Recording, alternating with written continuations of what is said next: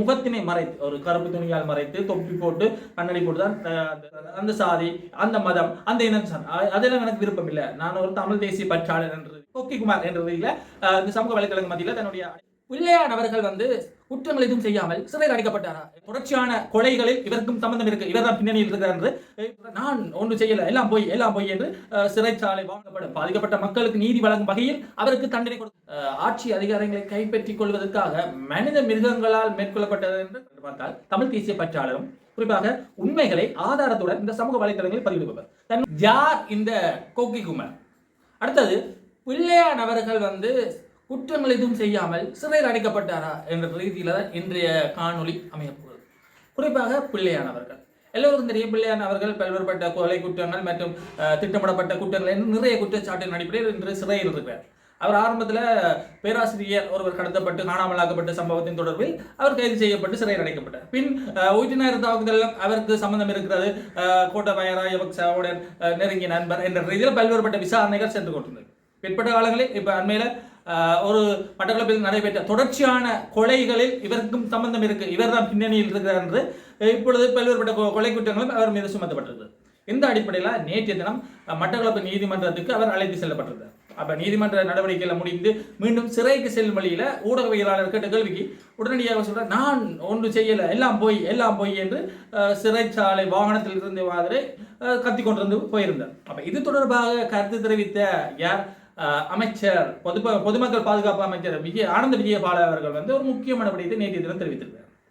ஆகவே அவர் தெரிவித்த விடயத்தை எடுத்து நோக்கினார். முதலாவதாக சொல்றார், என்ன நீதிமன்றத்தின் ஊடாக பிள்ளையானவர்கள் செய்த குற்றங்களுக்கு அனைத்துக்கும் தண்டனை வழங்கப்படும், பாதிக்கப்பட்ட மக்களுக்கு நீதி வழங்கும் வகையில் அவருக்கு தண்டனை கொடுக்கப்படும் என்ற ரீதியில் தன்னுடைய கருத்தை பதிவு செஞ்சிருக்கிறார். அது மட்டும் இல்லை, அதிகார பலத்தை பயன்படுத்தி அவர் நிறைய குற்றங்கள் மற்ற கொலைகள் என்று செய்திருக்கிறார். அப்ப அது அனைத்தையும் செய்துவிட்டு இப்பொழுது இவர் நான் குற்றம் இழைக்கவில்லை என கூறுவது வேடிக்கையான ஒரு விடயம் என்ற ரீதியில் தன்னுடைய கருத்தை பதிவு செஞ்சிருக்கிறார். அப்ப இப்படி பல்வேறுபட்ட விடயத்தை தெரிவித்த அவர் இன்னொரு முக்கியமான விடயத்தை தெரிவித்தார். என்னோட விடயம் என்று பார்த்தால், ஆயுதங்களை பயன்படுத்தி பல குற்றங்களை இவர் செய்தார் என்ற ஒரு விடயங்கள் குற்றப்புலனாய்வு திணைக்களத்தின் விசாரணையின் ஊடாக வெளிவந்திருக்கிறார்.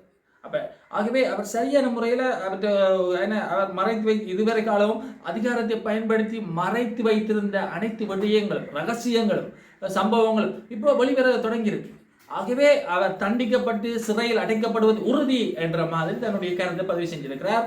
ஆனால் மறுபுறத்தில் அவர் அந்த சிறைச்சாலை வாகனத்தில் இருந்து நான் எல்லாம் போய் என்ற மாதிரி அவருக்கு அந்த கத்திய விடயம் பேசிய விடயம் இப்பொழுது ஒரு பெருமொரு பரவலாக பேசப்படுகின்ற விடயமாக மாற்றமடைந்து வருகிறது. அப்ப நாங்கள் பொறுத்திருந்தான் பார்க்க வேண்டும், பிள்ளையார் அவர்களுடைய தண்டனைகள் எவ்வாறு அமைய போகிறது, அவர் இழைத்த குற்றங்களுக்கு தண்டனை வழங்கப்படுமா அல்லது அவர் குற்றமே செய்யவில்லையா என்று பல்வேறுபட்டவர்கள் தங்களுடைய கருத்துக்களை பதிவு செய்து வருகிறார். இப்ப இந்த இடத்துல அவர் நீதிமன்றத்துக்கு கொண்டு செல்லும் வழியில பல்வேறுபட்ட பாதுகாப்பு நீதிமன்ற வளாகத்தை சுற்றியே எதிர்பார்க்க முடியாத அளவுக்கு பாதுகாப்பு அவர் வழங்கப்பட்டிருந்தது. ஏனென்றால் அவருடைய ஆதரவாளர்கள் அந்த நீதிமன்ற வளாகத்தை சுற்றி வளைக்கலாம் என்ற ரீதியில் கருதப்பட்டது. ஆயினும் அவர்கள் எதிர்பார்த்த மாதிரி எந்த ஒரு ஆதரவாளர்களும் அவருக்கு சார்பாக அன்றைய தினம் வரவில்லை என்பது ஒரு பெரும் ஒரு ஏமாற்றமாக அமைந்திருக்கலாம்.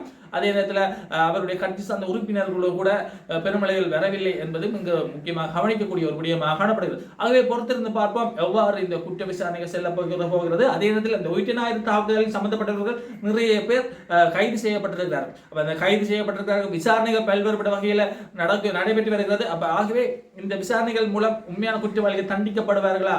ஆகவே உயிர்நாயிறு தாக்குதல் தொடர்பாகவும் உயர் மீது ஒரு விசாரணை சென்று கொண்டிருக்கிறது. அது எல்லோருக்கும் தெரிந்த விடயம். அப்ப இந்த உயிர்நாயிறு தாக்குதல் ஆனது ஆட்சி அதிகாரங்களை கைப்பற்றிக் கொள்வதற்காக மனித மிருகங்களால் மேற்கொள்ளப்பட்டது என்று கடந்த காலத்தில் அரசாங்க தரப்புல தெரிவிக்கப்பட்டது. அப்ப அதன் அடிப்படையிலும் கடந்த கால அரசாங்கத்தின் முக்கிய தலைவர்கள் கைது செய்யப்படுவார்களா என்று கேள்விகள் எழுப்பப்பட்டிருக்கிறது. ஆனால் இதுவரை காலமும் இன்னும் சில்லற ஆட்கள் தான் கைது செய்யப்பட்டிருக்கிறாங்க.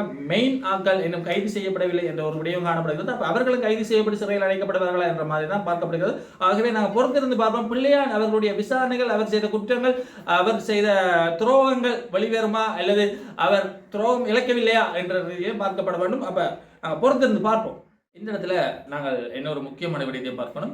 நேற்று முன்தினம் ஒரு மரணம் நிகழ்ந்திருக்கிறது பிரான்ஸ் நாட்டில் ஒரு பூங்காவில் வைத்து.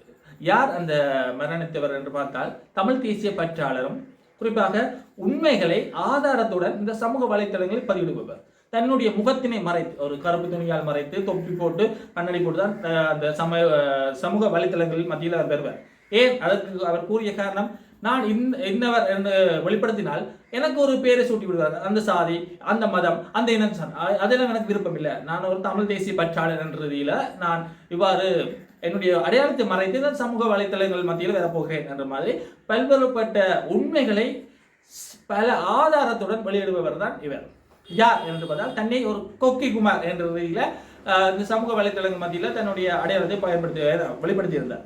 ஆயினும் அவருடைய உண்மையான அடையாளம் இப்ப வெளிவர தொடங்கி இருக்கிறது. அவருடைய பெயர் அலெகந்திர ராஜா சைத் என்பதுதான் அவருடைய உண்மையான பெயர். கிட்டத்தட்ட 28 வயது மதிக்கத்தக்க இளைஞர். பல்வேறுபட்ட உண்மைகளை சிறிய வயதிலே வெளிப்படுத்தியவர் என்பது குறிப்பிடத்தக்க ஒரு விடயம். இவர்தான் திடீரென மரணம் அடைந்திருக்கிறார் நேற்று முன்தினம் பிரான்ஸ் நாட்டில் ஒரு பூங்காவில் வைத்து. அவருடைய மரணத்தில் பல்வேறுபட்ட சந்தேகம் எழுந்து வண்ணமே காணப்படுகிறது. அந்த நாட்டு போலீசாருடைய அறிக்கையின்படி உடற்கூற்று பரிசோதனை நடைபெற்ற பின் தான் உண்மையான விடயம் தெரிய வரும் என்று எதிர்பார்க்கப்படுகிறது. உண்மையிலே அந்த அவர் குடித்த குளிர்பானத்தில் திட்டமிட்ட வகையில் நச்சு பொருட்கள் கலக்கப்பட்டிருக்கலாம், அல்லது போதைப் பொருட்கள் கலக்கப்பட்டு அவர் உயிரிழந்திருக்கலாம் என்ற ரீதியிலும் பார்க்கப்படுகிறது. அதே நேரத்தில் அவருக்கு மாரடைப்பு ஏற்பட்டிருக்கலாம் என்ற ரீதியிலும் பார்க்கப்படுகிறது. அப்போ உண்மையிலே நாங்கள் பொறுத்திருந்து தான் பார்க்க வேண்டும் அவருடைய மரணத்தின் பின்னணி என்னென்ன விடயங்கள் காணப்படுகிறது என்பதனை.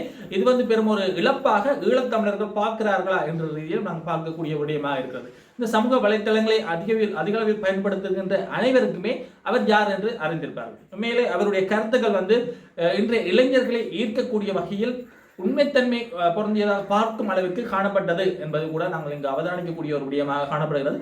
ஆகவே அவருடைய இழப்பு இந்த சமூக வலைத்தளங்களில் உண்மைத்தன்மை தேடி ஆய்வு செய்பவர்களுக்கு பெரும் ஒரு இழப்பாக காணப்படுகிறது என்ற ரீதியிலே பல்வேறுபட்டவர்கள் தங்களுடைய வலைத்தளங்களில் பல்வேறுபட்ட விமர்சனங்களை பல்வேறுபட்ட கருத்துக்களை வெளியிட்டு வருகிறார்கள் என்பது நாங்கள் அவதானிக்கக்கூடிய ஒரு விடயமாக காணப்படுகிறது. உண்மையிலே அவருடைய மரணம் பெரும் ஒரு இழப்பாக பார்க்கப்படுகிறது. ஆகவே நாங்கள் பொறுத்திருந்து பார்ப்போம் என்னதான் நடக்கிறது இந்த உலக அரசியலில்.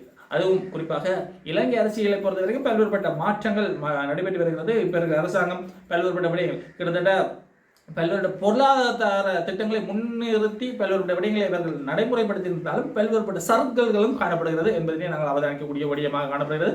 பல்வேறுபட்ட குற்றவாளிகள் கைது செய்யப்பட்டு சிறையில் அடைக்கப்படுகிறார்கள். ஆயினும் அவர்கள் குறுகிய காலத்திலே வெளிவருகிறார்கள் என்ற ரீதியிலும் பார்க்கப்படுகிறது.